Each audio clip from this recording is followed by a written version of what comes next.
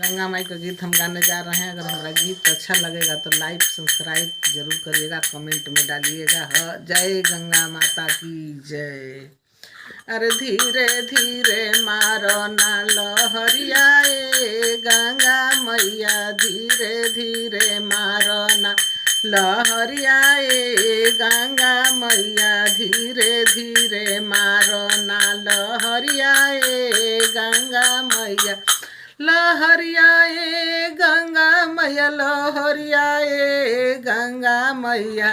अरे धीरे धीरे मारो ना लहरिया गंगा मैया, धीरे धीरे मारो ना लहरिया गंगा मैया।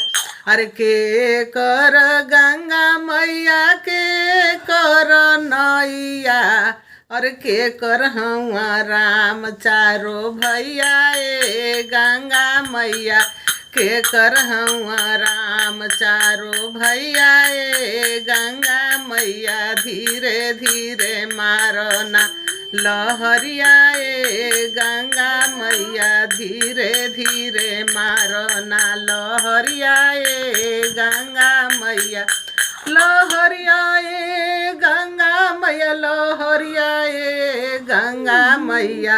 और धीरे धीरे मारो ना लहरिया गंगा मैया, धीरे धीरे मारो ना लहरिया गंगा मैया। भागीरथ के गंगा मैया के वटक नैया, और दशरथ का राम चारो भैया गंगा मैया, दशरथ का राम चारो भैया गंगा मैया, धीरे धीरे मारो ना लहरिया गंगा मैया, धीरे धीरे मारो ना लहरिया गंगा मैया।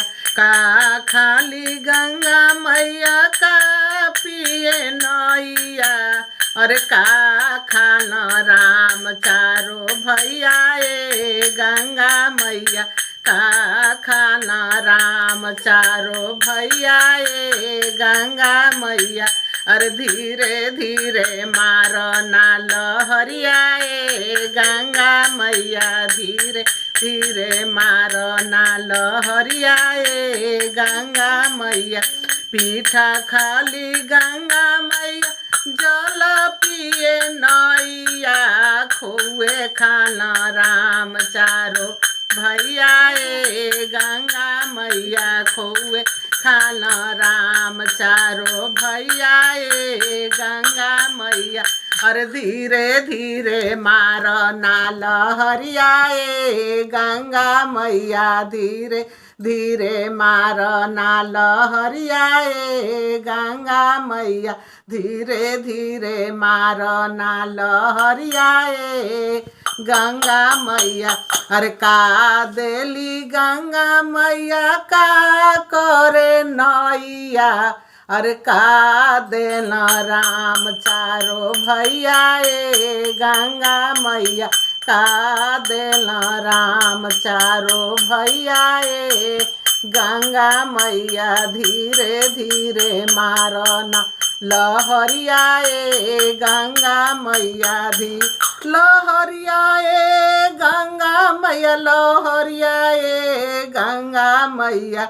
अरे धीरे धीरे मारो ना लहरिया गंगा मैया, धीरे धीरे मारो ना लहरिया गंगा मैया।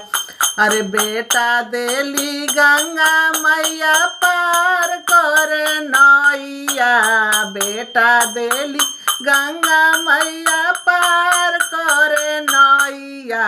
अमर सुहगवान देला राम चारो भैया, अमर सुहगवान देला राम चारो भैया, अमर सुहगवान। बेटा देली गंगा मैया,